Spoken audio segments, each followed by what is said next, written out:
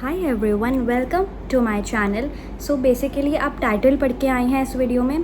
तो यस, मैं अपना ऑनेस्ट ओपिनियन, ऑनेस्ट एक्सपीरियंस बताने वाली हूँ कि मैंने मेरा कल एग्ज़ाम था। कल 22 मार्च 2025 को मेरा सेकेंड शिफ्ट में एग्ज़ाम था और इंग्लिश का और इकोनॉमिक्स का था। तो मैं अगर इंग्लिश के पेपर की बात करूँ तो इंग्लिश का पेपर मतलब दोनों की ही मैं बात करूँ ना, इंग्लिश और इकोनॉमिक्स की, तो दोनों ही इजी टू मॉडरेट आए थे। मैं मतलब हार्ड नहीं कहूँगी, मेरे हिसाब से पता नहीं मेरी शिफ्ट का था या मुझे नहीं पता, बट मैं पेपर को इजी टू मॉडरेट कहूँगी। मतलब इजी भी नहीं, चलो एक मीडियम लेवल पे ले लेते हैं, मॉडरेट कहूँगी मैं। तो मैं अपनी इस डायरी में सब लिख कर लाई हूँ आप लोगों के लिए कि क्या क्या मेरा ऑनेस्ट ओपिनियन, मेरे एक्सपीरियंस एंड क्या क्या पेपर में आया था वो सब भी। ऑल्सो एक और चीज़ कि जो भी मैं अभी मतलब जूनियर्स हैं मेरे, मतलब कि जो अभी 12th में आए हैं या फिर जो अभी 11th में आए हैं, 10 to 11 मूविंग है या फिर 11 to 12 मूविंग है, तो ऐसी NTA का कोई भरोसा नहीं है। लेकिन स्टिल इस बार क्या हुआ था कि 75% हमारी माइक्रो इकोनॉमिक्स आई थी। इस बार एंड मोमेंट पे NTA ने बोल दिया कि they are Indian economic development is not in this syllabus, you have to prepare for micro economics as well as for macro economics, जो होती ही है हमेशा और जो बच्चा 12th में पढ़ता भी है। माइक्रो इकोनॉमिक्स इज समथिंग जो बच्चा 11th में पढ़ता है, राइट। तो मैं बोलना चाहूँगी वही जूनियर्स को कि whenever you get time micro economics को भी पढ़ते रहो, क्योंकि micro economics comparatively macro economics से हार्ड होती है। इसलिए ये NTA भी what they do, 75% they give, उन्हें भी पता है ना भाई, 75% दे गिव माइक्रो इकोनॉमिक्स। सबके साथ हुआ है, मेरे साथ खुद के साथ हुआ है। मैं आपको अभी इसमें मैंने सब लिख रखा है, tell you each and everything. तो वीडियो पूरी एंड तक देखना, क्योंकि मैं एग्जैक्ट ओपिनियन बताऊंगी और बताऊंगी एग्जैक्टली कि क्या क्या आया, मैंने इसमें सब लिख रखा है। और वीडियो अच्छी लगे तो सब्सक्राइब भी कर देना, लाइक भी कर देना, और आगे भी बताना कमेंट ऑल्सो कि आपको किस टाइप की वीडियोस चाहिए। चलो लेट्स गो। तो सबसे पहले तो ये बात हो गई, तो वही मैक्रो और माइक्रो और मैक्रो 75% एंड 25%। तो सबसे पहले अगर मैं इंग्लिश की बात करूँ तो इसमें 3 RC आए थे, दैट इज़ रीडिंग कॉम्प्रीहेंशंस आए थे 3, राइट। 3 आए थे तो ईजी थे। मैं मतलब ईजी तो क्या, मैं 2 छोड़ के आई थी। अच्छा, इसमें एक और बात है, मैं दोनों में, मेरा इंग्लिश और इकोनॉमिक्स का था, मैं दोनों में 2-2 क्वेश्चंस छोड़ के आई हूँ। मतलब मैं इन टोटल 4 छोड़ के आई हूँ। अब मैं छोड़ के आई हूँ तो मुझे उसका ना कुछ मिलने वाला है, ना मुझे नेगेटिव मार्किंग होएगी।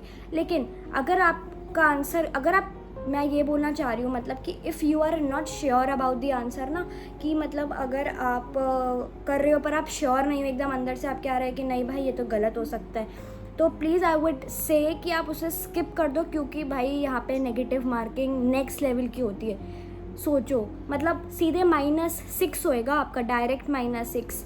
गलत तो किया ही किया, तो वो +5 तो आपका वैसे भी हो ही गया।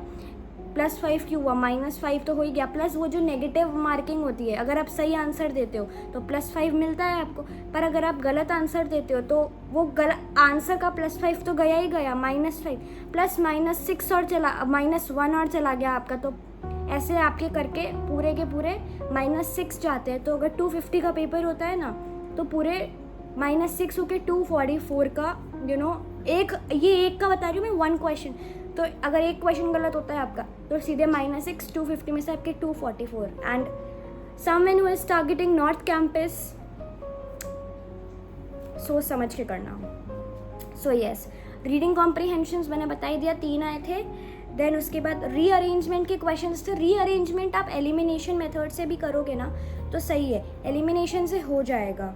और CET अड्डा 24/7 के वीडियोस देख लो, और जो मतलब आपको जिनके वीडियोस अच्छे लगे, आपने किसी PW का कोई बैच वैच ले रखा है तो आप मतलब प्रैक्टिस करके जाओ, मैं बोलूँगी प्रैक्टिस करके जाना प्लीज़। देन रीअरेंजमेंट के क्वेश्चंस हो जाते हैं। देन उसके बाद फ्रेजल वर्ब्स। अच्छा, फ्रेजल वर्ब्स में मेरे ना टर्न आया था, मैं यहाँ पे लिख दूँगी वर्ड्स, जो भी मैंने 1-2 वर्ड्स लिख भी रखे, मुझे याद थे। तो मेरे टर्न का आया था, turn out, turn turn up, turn over, तो ये ऐसा आया था मेरे क्वेश्चंस, है ना।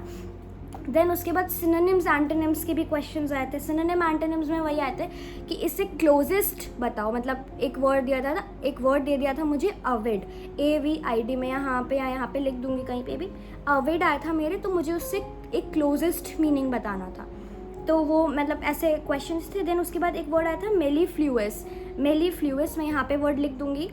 तो एक ऐसा आया था एंड देन आया था मतलब सिनोनिम एंटोनिम से तो क्वेश्चंस आए थे तीन चार मतलब वही वोकैब्युलरी से क्वेश्चंस। देन आए थे ईडियम्स से भी क्वेश्चंस आए थे। ईडियम्स से लाइक मैच द फॉलोइंग आए थे। ईडियम्स में भी मैं आपको वीडियो के एंड में या फिर यहाँ पे कहीं लिख दूँगी ताकि आपको एक आइडिया मिल जाए अगर आपका नेक्स्ट पेपर है या फिर आप अगले साल भी CUT का पेपर देंगे, राइट। सो ये तो मतलब इंग्लिश का था। इंग्लिश का वही ना, दोनों पेपर्स इजी टू मॉडरेट आए थे। तो ये इंग्लिश में मैंने आपको एक ओवरव्यू दे दिया और मेरा एक्सपीरियंस बता दिया कि पेपर ऐसा आया था, ठीक है। Now let's come to economics में वही ना 75% it was micro and 25% it was macro. तो सबसे पहला मेरा क्वेश्चन था अपॉर्चुनिटी कॉस्ट का। मतलब सबसे पहला ही माइक्रो इकोनॉमिक्स का क्वेश्चन आ गया मेरा अपॉर्चुनिटी कॉस्ट का। तो वही ना, तो नेक्स्ट बेस्ट जो जॉब होती है, नेक्स्ट बेस्ट ऑल्टरनेटिव होता है वो अपॉर्चुनिटी कॉस्ट होता है। तो अपॉर्चुनिटी कॉस्ट से मेरा फर्स्ट क्वेश्चन आया। देन उसके बाद मेरे को कॉस्ट चैप्टर के न्यूमेरिकल्स आए थे बहुत सारे। कॉस्ट चैप्टर के न्यूमेरिकल्स वही TC TBC और ABC AFC। मतलब कॉस्ट चैप्टर में कहूँगी मेरी शिफ्ट में मतलब मुझे ऐसा लगता है बहुत ज़्यादा था। मेरे पेपर में मुझे कॉस्ट चैप्टर से बहुत सारे क्वेश्चंस दिखे। फिर उसके बाद कर्व्स से सीक्वेंस बेस्ड क्वेश्चन भी बहुत आया था। तो कर्व्स से भी बहुत सारे क्वेश्चंस आए थे। एवरेज कॉस्ट आ गया, एवरेज वेरिएबल कॉस्ट आ गया, एवरेज फिक्स्ड कॉस्ट आ गया। तो इसमें मेरे पास ना एक वो भी था वो लॉन्ग रन से शॉर्ट रन से क्वेश्चंस आए थे। Short run marginal cost SMC। फिर उसके बाद इससे MCQs आए थे, सीक्वेंस बेस्ड भी आए थे मेरे पास ऐसे, है ना। फिर मैच द फॉलोइंग। अच्छा, इंडिफरेंस कर्व ना मैंने CUT अंडर 24/7 की वीडियोस देखी हैं। मतलब वहीं से मैंने ऑलमोस्ट मैंने सारी प्रैक्टिस करी है। वो अच्छा पढ़ाते हैं। इंग्लिश में मैंने रुबाइका मैम को ब्लाइंडली फॉलो किया एंड आई वुड से भाई वो 100% आप लोग ब्लाइंडली फॉलो कर सकते हो। मतलब सच में मैं ईडियम्स वहाँ से आए हैं। फॉरेन वर्ड एक भी नहीं आया मैं रुबाइका मैम की यू वोंट बिलीव वो उन्होंने क्लास डाली थी फॉरेन वर्ड्स की, मैं वो पूरी देख के गई थी और एक भी फॉरेन वर्ड नहीं। अच्छी बात है भाई, इट्स प्रैक्टिकली इम्पॉसिबल। आप कितने ही पढ़ लोगे, 1000 पढ़ लोगे, ज़्यादा से ज़्यादा 2000 पढ़ लोगे, बट भाई पूरे जगत का तो पढ़ नहीं सकते, राइट। तो इम्पॉसिबल ही है मतलब। तो ऐसा था। और मैच द फॉलोइंग के क्वेश्चंस आए थे।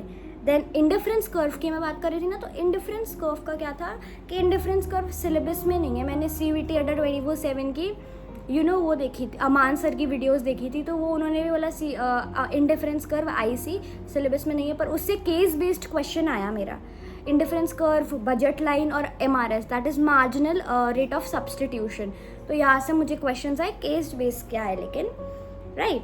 तो बस यही था। और उसके बाद अच्छा एक और लास्ट केस बेस्ड आई थी माइक्रो इकोनॉमिक्स और मैक्रो इकोनॉमिक्स की। मतलब वो इज़ द फाउंडर और ऐसे मतलब ईयर पूछ लिया था मुझसे और बाकी तो ठीक था मतलब पेपर। ये मेरा ओवरऑल एक्सपीरियंस था।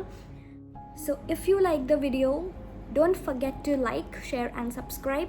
और अगर आपको इससे रिलेटेड स्टडी से रिलेटेड कुछ और वीडियोस भी चाहिए तो वो भी आप मुझे comment down, you can comment down. And till then take care and bye bye. Thank you for watching.